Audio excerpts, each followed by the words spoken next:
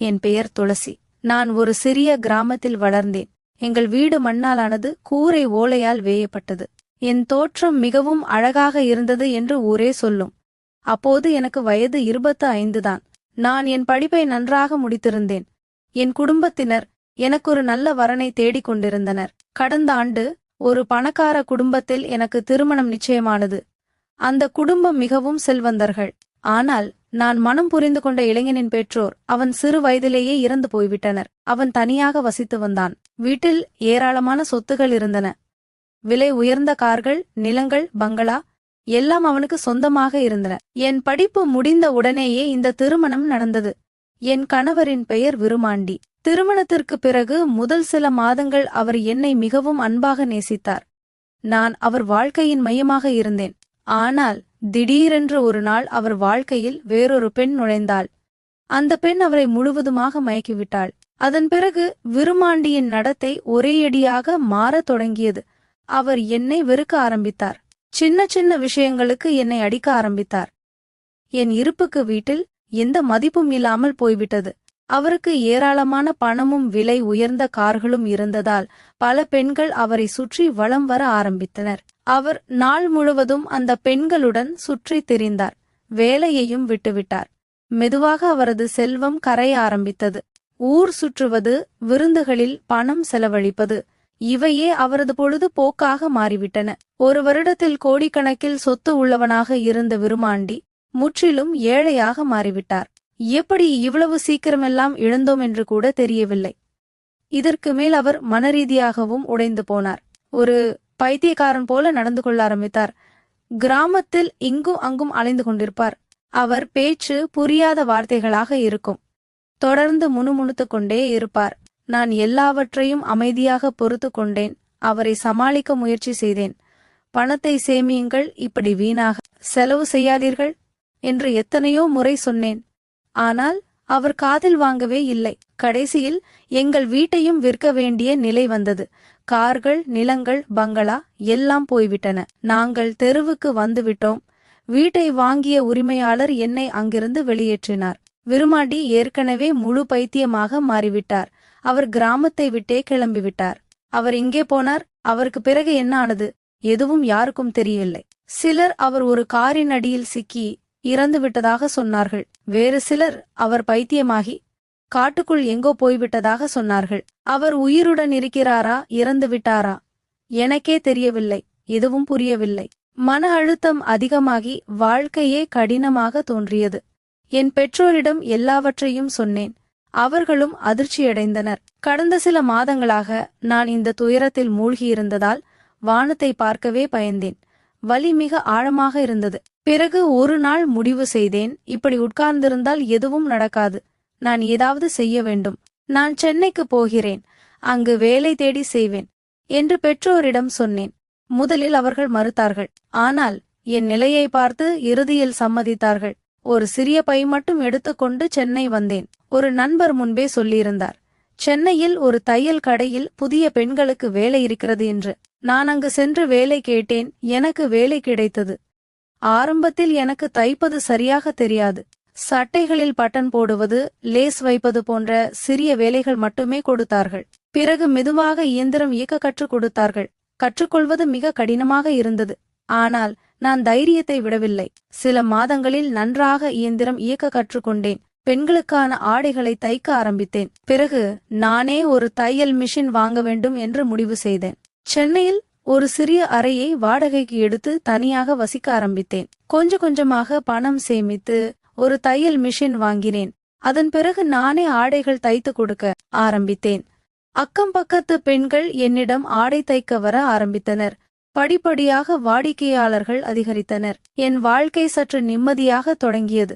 ஒரு நாள் மாலை ஒரு இளைஞன் ஒரு சிறிய பெண்ணுடன் என் அறைக்கு வந்தான். பெண்ணுக்கு ஏறத்தாழ 8 வயது இருக்கும். அவன் மிகவும் அழகாகவும் எளிமையாகவும் தெரிந்தான். ஏழை குடும்பத்தை சேர்ந்தவன் போல இருந்தான். என் மகளுக்கு ஒரு சிறிய டிரஸ் தைத்து கொடுக்க முடியுமா என்று கேட்டான். நான் பெண்ணின் அளவுகளை எடுத்தேன். என்ன மாதிரி டிரஸ் வேண்டும் என்று கேட்டேன்.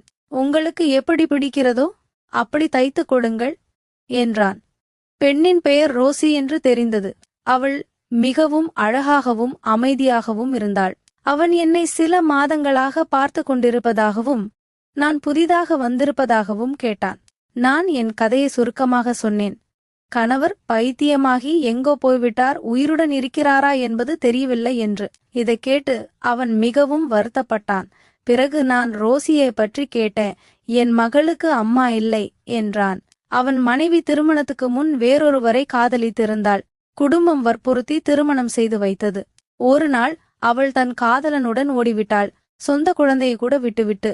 இதை கேட்டு எனக்கு மிகவும் வலித்தது. ரோசியை அருகில் அழைத்து என் வீட்டில் இருந்த சாக்லேட்டை கொடுத்தேன். அவள் மகிழ்ச்சியாக சிரித்தாள். 3 நாட்களில் டிரஸ் தயாராகிவிடும் என்று சொன்னேன். அவன் கிளம்பும்போது என்னை ஒரு முறை ஆழமாக பார்த்தான். எனக்கு அவன் மிகவும் பிடித்திருந்தான். ரோசியும் அழகாக இருந்தாள். அடுத்த 2 நாட்கள் நான் அவர்களைப் பற்றியே யோசித்துக் கொண்டிருந்தேன். எனக்கும் ஒரு குழந்தை இருந்திருந்தால் என்ற எண்ணம் வந்தது. கண்களில் கண்ணீர் துளித்தது. 3வது நாள் ரோசிக்கு ஒரு மிக அழகான டிரஸ் தைத்தேன். அவர்கள் வந்தார்கள். உள்ளே அழைத்து தண்ணீர் தேநீர் கொடுத்தேன். டிரஸ்ஸை காட்டினேன். அவன் ஆச்சரியத்துடன் பார்த்தான். ரோசி அதை அணிந்து வெளியே வந்தபோது அவன் கண்களில் மகிழ்ச்சி கண்ணீர் துளித்தது. என் கண்களும் ஈரமானது. அம்மா போன பிறகு நான் நிறைய கஷ்டப்பட்டேன் என்றான். எனக்கும் அதே கஷ்டம் என்றேன். பணம் கேட்டான். நான் வேண்டாம் என்றேன். ஆனால் அவன் விடவில்லை. இறுதியில் நான் வாங்க மறுத்துவிட்டேன். அவன் நன்றி சொல்லி ஒரு சிறிய புன்னகையுடன் கிளம்பினான். சில நாட்கள் அமைதியாக கழிந்தன. நான் என் தையல் வேலையில் மும்முரமாக இருந்தேன். ரோசியும் அவளுடைய அப்பாவும் என் மனதில் தங்கியிருந்தார்கள். அந்த சிறிய பெண்ணின் அப்பாவின் புன்னகை, ரோசியின் அப்பாவித்தனமான முகம் எல்லாம் என்னை தொந்தரவு செய்து கொண்டிருந்தன. ஒரு நாள் மாலை நான் மார்க்கெட்டுக்கு காய்கறிகள் வாங்க போயிருந்தேன். திடீரென்று ஒரு கார் வேகமாக வந்து என்மேல் மோதியது. மக்கள் காரை பிடிக்க முயன்றார்கள். ஆனால் அது தப்பித்து ஓடிவிட்டது. மோதலின் வேகம் அதிகமாக இருந்ததால் நான் மயக்கமடைந்து தரையில் விழுந்தேன். என் இடது கால் கடுமையாக காயமடைந்தது. சுயநினைவு திரும்பிய போது நான் மருத்துவமனை படுக்கையில் இருந்தேன். என் அருகில் ரோசியும் அவளுடைய அப்பாவும் உட்கார்ந்திருந்தார்கள். அவர்களை பார்த்ததும் எனக்கு ஆச்சரியமாகவும் நெகிழ்ச்சியாகவும் இருந்தது. நான் எழுந்திருக்க முயற்சி செய்தேன். ஆனால் காலில் கடும் வலி தாங்க முடியவில்லை. லேசாக கத்திவிட்டேன். அவர் உடனே என்னை அமைதிப்படுத்தினார். கவலைப்படாதீங்க, உங்க காலில் சின்ன எலும்பு முறிவுதான், விரைவில் குணமாகிடும், எல்லாத்தையும் நாங்க பார்த்துக்கிறோம் என்றார். என் கண்களில் கண்ணீர் வழிந்தது. இவ்வளவு கஷ்டங்களுக்கு பிறகு யாரோ ஒருவர் என்னை இப்படி கவனிப்பது எனக்கு புதிதாக இருந்தது. மருத்துவர் வந்து என் காலில் பிளாஸ்டர் போட்டார். நான் மருத்துவமனையில் 2 நாட்கள் தங்க வேண்டியிருந்தது. அந்த 2 நாட்களும் ரோசியும் அவளுடைய அப்பாவும் என்னை விடாமல் கவனித்துக் கொண்டார்கள். ரோசி என் பக்கத்தில் உட்கார்ந்து என் கையை பிடித்து கொண்டிருப்பாள். அவளுக்கு நான் மிகவும் பிடித்திருந்தது போலும். 3வது நாள் நான் டிஸ்சார்ஜ் ஆனேன். அவர்கள் இருவரும் என்னை அழைத்து கொண்டு வந்தார்கள். உன்னை இங்கே தனியா யார் கவனிப்பாங்க? நீ எங்க வீட்டுக்கு வா என்றார்கள். நான் மறுக்கவில்லை. அவர்கள் வீட்டுக்கு சென்றேன். அது ஒரு சிறிய ஆனால் சுத்தமான வீடு.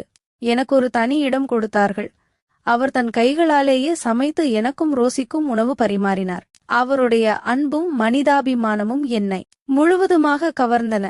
நான் அவர் மீது மிகுந்த மரியாதை வைத்தேன். நாட்கள் மெதுவாக கடந்தன. என் கால் கொஞ்சம் கொஞ்சமாக குணமடைய ஆரம்பித்தது. இப்போது நான் நடக்க கற்றுக்கொள்ள வேண்டியிருந்தது. அவர் எனக்கு தோள் கொடுத்து ஆதரவாக நின்றார். அவருடைய தோளில் சாய்ந்து நான் மெதுவாக நடக்க ஆரம்பித்தேன். அந்த ஆதரவில் ஒரு வித்தியாசமான அமைதியும் பாதுகாப்பும் கிடைத்தது. எங்கள் இதயங்களுக்கு இடையில் ஒரு அன்பு மெதுவாக மலர ஆரம்பித்தது. அவர் என்னை மிகவும் கவனித்தார். இரவில் வழிவந்தால் எழுந்து தண்ணீர் கொடுப்பார். ரோசி என்னை அக்கா என்று அழைக்க ஆரம்பித்தார். சில நாட்களுக்கு பிறகு நான் அவரிடம் சொன்னேன், இப்போது நான் போதுமான அளவு குணமடைந்து விட்டேன், நான் என் அறைக்கு திரும்பி போகிறேன். அவர் உடனே, இல்ல, நீ இங்கேயே இரு, உன்னை எப்படி தனியா விட முடியும் என்றார். நான் மறுத்தேன். நீங்க என்ன ரொம்ப நன்றாக கவனிச்சீங்க, மருத்துவமனை செலவையும் நீங்களே கட்டினீங்க, நான் கொஞ்சம் கொஞ்சமா அந்த பணத்தை திருப்பி தர்றேன் என்றேன். அவர் சிரித்தார். அது ஒன்றும் தேவையில்லை. ரோசியோட டிரெஸ்ஸுக்கு நீ பணம் வாங்காம விட்டது போல இந்த செலவையும் நான் ஒருபோதும் வாங்க மாட்டேன் என்றார். இதை கேட்டதும் என் கண்களில் கண்ணீர் வழிந்தது. நான் அழ ஆரம்பித்தேன். அவர் என்னிடம் வந்து என் கண்ணீரை துடைத்தார். ஏன் அழறே, எல்லாம் சரியாகிடும் என்று ஆறுதல் சொன்னார். அவருடன் இருப்பது எனக்கு மிகவும் மகிழ்ச்சியாக இருந்தது. ரோசி வெளியே விளையாடி கொண்டிருந்தாள். நான் அழுது கொண்டே, எனக்கு இவ்வளவு உதவி செய்தவங்க யாரும் இல்ல, என் கணவர் கூட இல்லை என்றேன். பிறகு எழுந்து, நாளை நான் கிளம்புறேன், ஆனா இன்று நாம ஏதாவது ஸ்பெஷலா சமைக்கலாம், நான் உங்களுக்கு சமைக்கிறேன் என்றேன். சிக்கன் பிரியாணி செய்யலாம் என்று முடிவு செய்தோம். அவர் சந்தைக்கு போய் தேவையான எல்லா பொருட்களையும் வாங்கி வந்தார். நான் மிகவும் சுவையாக பிரியாணி சமைத்தேன். ரோசிக்கு பாயாசமும் செய்தேன். மாலையில் மூவரும் ஒன்றாக உட்கார்ந்து சாப்பிட்டோம். கடந்த பல மாதங்களாக நான் இவ்வளவு மகிழ்ச்சியாக சாப்பிட்டதே இல்லை. ரோசி என்னை விடாமல் பார்த்து கொண்டிருந்தாள். அவள் என்னை தன் அம்மாவாக நினைத்தாள் போலும். இரவு உணவுக்கு பிறகு நாங்கள் நீண்ட நேரம் பேசிக் கொண்டிருந்தோம். ரோசி என் மடியில் தூங்கிவிட்டாள். நான் ரோசியை பார்த்து கொண்டிருந்தேன். அவர் என்னை பார்த்து கொண்டிருந்தார். என்ன பாக்குறீங்க என்று கேட்டேன். என் மனைவி போன பிறகு ரோசி ரொம்ப தனிமையாகிட்டா. உன்னை பார்த்து அவ தன் அம்மாவை தேடுறா போல இருக்கு என்றார். இதை கேட்டதும் என் இதயம் கனத்தது. கண்களில் கண்ணீர் வழிந்தது. நான் தயங்கி தயங்கி கேட்டேன், நான் ரோசிக்கு அம்மாவா இருந்தா நீங்க ஒப்புக்குவீங்களா? அவர் ஆச்சரியத்துடன் என்ன பார்த்தார். பிறகு என்னிடம் வந்து என் கையை பிடித்தார். ஆமாம், முழு மனசோட ஒப்புக்கிறேன் என்றார். நாங்கள் இருவரும் வீட்டுக்கு வெளியே சிறிது நடந்தோம். எங்கள் கைகள் ஒன்றோடு ஒன்று பின்னிக் கொண்டிருந்தன. அவர் சொன்னார், நீ என் வாழ்க்கைக்கு வந்ததால என் வாழ்க்கை தங்கத்தை விட விலைமதிப்பற்றதா ஆகிடுச்சு. ரோசிக்கு ஒரு அம்மா கிடைப்பா, எனக்கு ஒரு நல்ல மனைவி, அழகு, புத்திசாலித்தனம், கடின உழைப்பு, நேர்மை எல்லாம் உள்ளவள் கிடைப்பா. உன்னை மாதிரி ஒருத்தி என் வாழ்க்கையில் வந்தா அது சொர்க்கத்தை விட அழகா மாறிடும். நாங்கள் வெகு தூரம் நடந்தோம். நிலா ஒளியில் ஒருவரையொருவர் பார்த்து கொண்டோம். வீடு திரும்பிய போது எங்கள் இதயங்களில் ஒரு புதிய மகிழ்ச்சி நிரம்பியிருந்தது. அன்றிரவு நிம்மதியாக தூங்கினோம். அடுத்த நாள் நான் என் பழைய அறைக்கு போய் தையல் மிஷினை எடுத்து கொண்டு வந்தேன். இப்போது நாங்கள் மூவரும் ஒரே வீட்டில் வசிக்க ஆரம்பித்தோம். நாங்கள் இருவரும் வேலைக்கு போகிறோம். எங்கள் குடும்பம் மெதுவாக முன்னேறி வருகிறது. ரோசியை நாங்கள் இருவரும் மிகவும் நேசிக்கிறோம். நான் அவளுக்கு ஒரு தாயின் அன்பை கொடுக்கிறேன். அவர் எனக்கு ஒரு கணவரின் அன்பை கொடுக்கிறார். நான் அவருக்கு ஒரு மனைவியின் அன்பை கொடுக்கிறேன். இப்போது நாங்கள் மிகவும் மகிழ்ச்சியாகவும் அன்பாகவும் ஒன்றாக வாழ்கிறோம். கடந்த கஷ்டங்கள் எல்லாம் ஒரு கனவு போல தோன்றுகின்ற. வாழ்க்கை எத்தனை திருப்பங்களை தரும் என்று யாராலும் சொல்ல முடியாது. ஒரு கஷ்டத்தின் மத்தியிலிருந்து புதிய மகிழ்ச்சி பிறக்கும் என்பதை நான் நேரடியாக அனுபவித்தேன். இந்த கதை உங்களுக்கு பிடித்திருந்தால் சேனலை சப்ஸ்கிரைப் செய்யுங்கள். வீடியோவுக்கு ஒரு லைக் கொடுங்கள். மீண்டும் ஒரு சுவாரஸ்யமான கதையுடன் உங்களை சந்திக்கிறேன். நன்றி. என் பெயர் துளசி. இன்று நான் என் வாழ்க்கையின் 3வது கட்டத்தை பற்றி விரிவாகச் சொல்லப் போகிறேன். முதல் கட்டம் என் திருமணம், செல்வம், பிறகு எல்லாவற்றையும் இழந்து தெருவில் நின்ற நாட்கள். 2வது கட்டம் சென்னை வந்து தையல் வேலை தொடங்கி ரோசியையும் அவளுடைய அப்பாவையும் சந்தித்து அவர்கள் வீட்டில் சேர்ந்து புதிய குடும்பமாக மாறிய நாட்கள். இப்போது 3வது கட்டம். எங்கள் மகிழ்ச்சியான குடும்ப வாழ்க்கை எப்படி மேலும் வளர்ந்தது, எங்களுக்கு வந்த சின்ன சின்ன சவால்கள், அதை எப்படி எதிர்கொண்டோம் என்பதை சொல்கிறேன். நாங்கள் மூவரும் ஒரே வீட்டில் வசிக்க ஆரம்பித்த பிறகு வாழ்க்கை ஒரு புதிய தாளத்தில் ஓட ஆரம்பித்தது. காலையில் நான் எழுந்து ரோசிக்கு டிஃபன் தயார் செய்வேன். அவளுக்கு பள்ளிக்கூடத்துக்கு அனுப்பி வைப்பேன். அவர் வேலைக்கு போவார். நானும் என் தையல் மிஷினை வைத்து வீட்டிலிருந்தே வேலை செய்வேன். மாலையில் ரோசி வீட்டுக்கு வந்ததும் அவளோடு விளையாடுவேன், பாடம் சொல்லிக் கொடுப்பேன். ரோசி என்னை அம்மா என்று அழைக்க ஆரம்பித்தாள். முதல் முறை அவள் அப்படி அழைத்தபோது என் கண்களில் கண்ணீர் வந்தது. எனக்கு சொந்தமாக ஒரு குழந்தை இல்லை என்று நினைத்து நான் எத்தனை இரவுகள் அழுதிருக்கிறேன். இப்போது ரோசி என் மடியில் வந்து படுத்து, அம்மா ஒரு கதை சொல்லு என்று கேட்பாள். நான் அவளுக்கு பழைய கிராம கதைகளை சொல்வேன். அவளுடைய அப்பா, இனி அவரை என் கணவர் என்று தான் சொல்ல வேண்டும், என்னை மிகவும் அன்பாக கவனித்தார். இரவில் நாங்கள் இருவரும் பேசிக் கொண்டிருப்போம். அவர் தன் கடந்த கால வலிகளை சொல்வார். நானும் என் வலிகளை பகிர்ந்து கொள்வேன். ஒருவரையொருவர் ஆறுதல் செய்து கொள்வோம். அந்த பேச்சுகள் எங்களை இன்னும் நெருக்கமாக்கின. சில மாதங்களுக்குப் பிறகு நாங்கள் மூவரும் ஒரு சின்ன பயணம் போனோம். சென்னை அருகே ஒரு கடற்கரைக்கு. ரோசி முதல் முறையாக கடலை பார்த்தாள். அலைகளில் ஓடி விளையாடினாள். நாங்கள் இருவரும் அவளை பார்த்து சிரித்துக் கொண்டிருந்தோம். அன்று மாலை சூரிய அஸ்தமனத்தை பார்த்து கொண்டு உட்கார்ந்திருந்த போது அவர் என் கையை பிடித்து, துளசி, நீ இல்லாம நாங்க எப்படி இருந்திருப்போம் தெரியல என்றார். நானும் அழுதேன். நீங்களும் ரோசியும் இல்லாம நானும் தனியா தவிச்சிருப்பேன் என்றேன். அந்த கடற்கரையில் நாங்கள் ஒரு சின்ன உறுதிமொழி எடுத்துக்கொண்டோம். இனி எந்த கஷ்டம் வந்தாலும் ஒன்றாக சமாளிப்போம் என்று. வீட்டுக்கு திரும்பிய பிறகு என் தையல் வேலை இன்னும் வளர ஆரம்பித்தது. அக்கம் பக்கத்து பெண்கள் மட்டுமல்ல, அவர்களுடைய உறவினர்களும் என்னிடம் ஆடை தைக்க வர ஆரம்பித்தார்கள். நான் சேலை, பிளவுஸ், சுடிதார், குழந்தைகள் ஆடைகள் எல்லாம் தைத்து கொடுத்தேன். கொஞ்சம் பணம் சேர ஆரம்பித்தது. அவரும் தன் வேலையில் நன்றாக ஈடுபட்டார். ஒரு நாள் அவர் வீட்டுக்கு வந்து, துளசி, எனக்கு ப்ரமோஷன் கிடைச்சிருக்கு, சம்பளம் கொஞ்சம் ஏறிடுச்சு என்றார். நாங்கள் மூவரும் கொண்டாடினோம். அன்று வெளியே போய் ஒரு நல்ல ரெஸ்டாரண்டில் சாப்பிட்டோம். ரோசிக்கு அவள் விரும்பிய ஐஸ்கிரீம் வாங்கி கொடுத்தோம். நாட்கள் மாதங்களாக மாறின. ரோசி பள்ளியில் நன்றாக படித்தாள். அவளுக்கு ஒரு சின்ன பரிசு வாங்க வேண்டும் என்று நாங்கள் முடிவு செய்தோம். அவளுக்கு ஒரு புதிய சைக்கிள் வாங்கி கொடுத்தோம். அவள் மகிழ்ச்சியில் திளைத்தாள். அம்மா, அப்பா, நீங்க ரொம்ப நல்லவங்க என்று கட்டி தழுவினாள். ஆனால் வாழ்க்கை எப்போதும் நிம்மதியாகவே இருக்காது அல்லவா? ஒரு நாள் எனக்கு என் பழைய கிராமத்திலிருந்து ஒரு செய்தி வந்தது. என் முன்னாள் கணவர் விருமாண்டியை பற்றிய செய்தி. அவர் உயிருடன் இருக்கிறாராம். காட்டில் திரிந்து கொண்டிருந்தவரை யாரோ கண்டுபிடித்து ஒரு மனநல மருத்துவமனையில் சேர்த்திருக்கிறார்கள். அவர் இப்போது சற்று பிழைத்திருக்கிறாராம். இந்த செய்தி என்னை மிகவும் குழப்பியது. என் பழைய வாழ்க்கை மீண்டும் நினைவுக்கு வந்தது. அவர் என்னை அடித்தது, செல்வத்தை வீணடித்தது, எல்லாம் நினைவுக்கு வந்தன. நான் ஒரு நாள் முழுவதும் அமைதியாக இருந்தேன். என் கணவர் அதை கவனித்தார். இரவில் அவர் கேட்டார், துளசி, என்ன ஆச்சு? ஏன் இன்னைக்கு பேசாம இருக்கே? நான் எல்லாவற்றையும் சொன்னேன். அவர் அமைதியாக கேட்டார். பிறகு என்னை அணைத்து, உன் கடந்த காலம் உன்னை துன்புறுத்தினா அதை நான் பகிர்ந்து கொள்வேன். ஆனா நீ இப்போ எங்க கூட தான் இருக்கே. நாம ஒரு குடும்பம். அவர் இப்போ நல்லா இருக்காருன்னு தெரிஞ்சா உனக்கு ஒரு நிம்மதி கிடைக்கும், அவ்வளவுதான் என்றார். அவர் சொன்னது சரிதான். நான் அந்த செய்தியை ஏற்றுக்கொண்டேன். அவர் உயிருடன் இருப்பது தெரிந்ததும் எனக்கு ஒருவித நிம்மதி வந்தது. ஆனால் என் இப்போதைய குடும்பத்தை விட்டு எங்கும் போக மாட்டேன் என்று முடிவு செய்தேன். ரோசிக்கு பிறந்த நாள் வந்தது. அவளுக்கு 10 வயது ஆகிறது. நாங்கள் ஒரு சின்ன கொண்டாட்டம் ஏற்பாடு செய்தோம். அக்கம் பக்கத்து குழந்தைகளை அழைத்தோம். கேக் வாங்கினோம். ரோசிக்கு ஒரு புதிய டிரெஸ் நானே தைத்து கொடுத்தேன். அவள் மகிழ்ச்சியில் ஆடினாள். அன்றிரவு ரோசி தூங்கிய பிறகு நாங்கள் இருவரும் பேசிக் கொண்டிருந்தோம். துளசி, நாம ஒரு சின்ன குழந்தை பெத்துக்கலாமா என்று அவர் கேட்டார். எனக்கு ஆச்சரியமும் மகிழ்ச்சியும் ஒன்றாக வந்தது. நான் சிரித்து, ஆமா, ரோசிக்கு ஒரு தம்பி அல்லது தங்கச்சி வந்தா எவ்வளவு நல்லா இருக்கும் என்றேன். சில மாதங்களுக்கு பிறகு எனக்கு ஒரு நல்ல செய்தி வந்தது. நான் கர்ப்பமாக இருக்கிறேன். ரோசியும் அவரும் மகிழ்ச்சியில் திக்குமுக்காடினார்கள். ரோசி தினமும் என் வயிற்றில் கை வைத்து, எனக்கு தங்கச்சி வேணும் என்று சொல்வாள். கர்ப்ப காலம் முழுவதும் அவர் என்னை மிகவும் கவனித்தார். ரோசியும் எனக்கு உதவி செய்வாள். இறுதியில் ஒரு அழகான ஆண் குழந்தை பிறந்தது. நாங்கள் அவனுக்கு ஆரவ் என்று பெயர் வைத்தோம். ரோசி தன் தம்பியை பார்த்து மகிழ்ச்சியில் அழுதாள். இப்போது எங்கள் குடும்பம் 4 பேராக வளர்ந்தது. நான் தையல் வேலையை இன்னும் விரிவாக்கினேன். ஒரு சின்ன தையல் கடை தொடங்கினேன். அவரும் தன் வேலையில் உயர்ந்தார். எங்கள் வீடு சிரிப்பும் குழந்தைகளின் சத்தமும் நிறைந்தது. சில சமயம் நான் என் பழைய வாழ்க்கையை நினைத்து பார்ப்பேன்.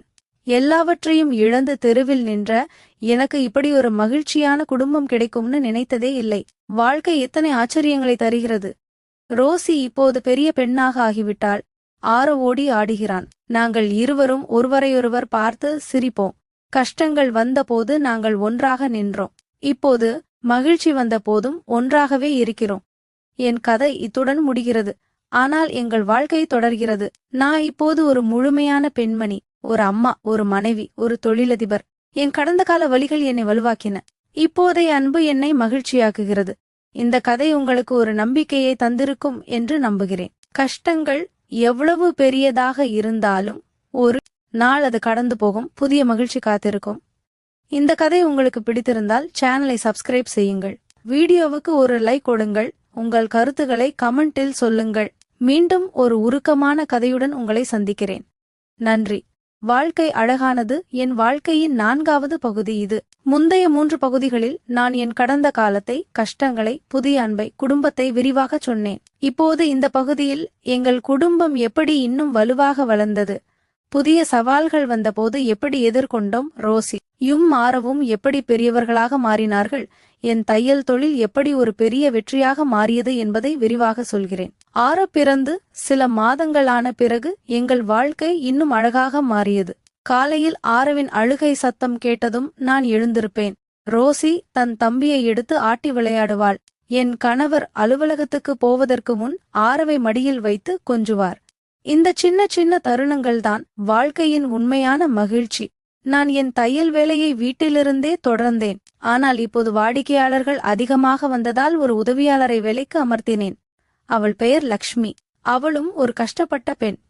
கணவனை இழந்து தனியாக இருந்தாள். நான் அவளை வேலைக்கு எடுத்து என் வீட்டிலேயே தங்க வைத்தேன். அவள் ரோசிக்கும் ஆரவுக்கும் உதவியாக இருந்தாள். என் தையல் கடை கொஞ்சம் கொஞ்சமாக பெரிதாக வளர்ந்தது. முதலில் வீட்டில் ஒரு அறையில் தொடங்கினேன். பிறகு அருகில் ஒரு சின்ன கடையை வாடகைக்கு எடுத்தேன். துளசி டெய்லரிங் என்று போர்டு வைத்தேன். பெண்கள் ஆடைகள், குழந்தைகள் உடைகள், சீருடைகள் எல்லாம் தைத்து கொடுத்தேன். என் டிசைன்கள் அழகாகவும் தரமாகவும் இருந்ததால் ஊரே பேச ஆரம்பித்தது. ஒரு நாள் ஒரு பெரிய ஆர்டர் வந்தது. சென்னையில் ஒரு பள்ளிக்கு 200 குழந்தைகளுக்கு சீருடை தைக்க வேண்டும் என்று. நான் அதை ஏற்றுக்கொண்டேன். லக்ஷ்மியுடன் சேர்ந்து இரவு பகலாக உழைத்தோம். ஆர்டர் சரியாக நேரத்தில் கொடுத்தேன். பள்ளி நிர்வாகம் மிகவும் மகிழ்ச்சியடைந்தது. அதன் பிறகு இன்னும் பல ஆர்டர்கள் வந்தன. என் கணவர் என்னை மிகவும் ஊக்கப்படுத்தினார். துளசி, நீ ஒரு பெரிய தொழிலதிபரா ஆக போறே என்று சொல்வார். நானும் நம்ப ஆரம்பித்தேன். கொஞ்சம் பணம் சேர்ந்ததும் எங்கள் சின்ன வீட்டை விட்டு ஒரு பெரிய வீட்டுக்கு மாறினோம். 2 பெட்ரூம், ஒரு ஹால், கிச்சன் எல்லாம் நன்றாக இருந்தது. ரோசிக்கும் ஆரவுக்கும் தனித்தனி அறை கொடுத்தோம். ரோசி இப்போது 15 வயது இளம்பெண்ணாக மாறிவிட்டாள். அவள் பள்ளியில் முதல் மாணவியாக இருந்தாள். அவளுக்கு டான்ஸ் மிகவும் பிடிக்கும். நான் அவளை ஒரு நல்ல டான்ஸ் கிளாஸில் சேர்த்தேன். 6 வயது சுட்டி பையன். அவன் கிரிக்கெட் விளையாடுவதில் ஆர்வம் கொண்டவன். என் கணவர் அவனுக்கு கிரிக்கெட் கோச்சிங் போடுவார். ஒரு நாள் ரோசி வீட்டுக்கு வந்து, அம்மா, எனக்கு ஒரு கம்ப்யூட்டர் வேணும், பள்ளியில் கம்ப்யூட்டர் கிளாஸ் இருக்கு என்றாள். நாங்கள் உடனே ஒரு லேப்டாப் வாங்கி கொடுத்தோம். அவள் அதில் படிப்பதோடு என் தையல் டிசைன்களுக்கும் உதவி செய்ய ஆரம்பித்தாள். இணையத்தில் புதிய டிசைன்கள் பார்த்து எனக்கு ஐடியா கொடுப்பாள். நாட்கள் பறந்தன. என் தையல் தொழில் இப்போது ஒரு சின்ன ஃபேக்டரியாக மாறியது. 10 பெண்களை வேலைக்கு அமர்த்தியிருந்தேன். எல்லோரும் கஷ்டப்பட்ட பெண்கள்தான். நான் அவர்களுக்கு நல்ல சம்பளம் கொடுத்தேன். அவர்களில் சிலருக்கு வீடு வாடகைக்கும் உதவி செய்தேன். நானும் ஒரு காலத்தில் இப்படி கஷ்டப்பட்டேன் என்று நினைத்து அவர்களை என் குடும்ப உறுப்பினர்களாக நினைத்தேன். ஒரு நாள் எனக்கு ஒரு பெரிய அங்கீகாரம் வந்தது. சென்னை மகளிர் தொழிலதிபர் சங்கம் என்னை ஆண்டின் சிறந்த மகளிர் தொழிலதிபர் என்று தேர்வு செய்தது. விருது வழங்கும் விழாவுக்கு என் கணவரும் குழந்தைகளும் வந்தார்கள். மேடையில் விருது வாங்கிய போது என் கண்களில் கண்ணீர் வந்தது. ஒரு காலத்தில் தெருவில் நின்ற எனக்கு இந்த அங்கீகாரம் கனவு போல இருந்தது. விழாவுக்கு பிறகு என் கணவர் என்னை அணைத்து, துளசி, நீ ரொம்ப பெரியவளா ஆகிட்டே, எனக்கு ரொம்ப பெருமை என்றார். ரோசி, அம்மா சூப்பர் என்று கத்தினாள். ஆரவ் என் காலை பிடித்து இழுத்தான். அந்த தருணம் என் வாழ்க்கையின் உச்சம். ஆனால் வாழ்க்கையில் எல்லாம் எப்போதும் மகிழ்ச்சியாகவே இருக்காது. ஒரு நாள் என் கணவருக்கு உடல்நிலை சரியில்லாமல் போனது. மருத்துவமனையில் சோதனை செய்தபோது சின்ன ஹார்ட் பிரச்சனை என்று தெரிந்தது.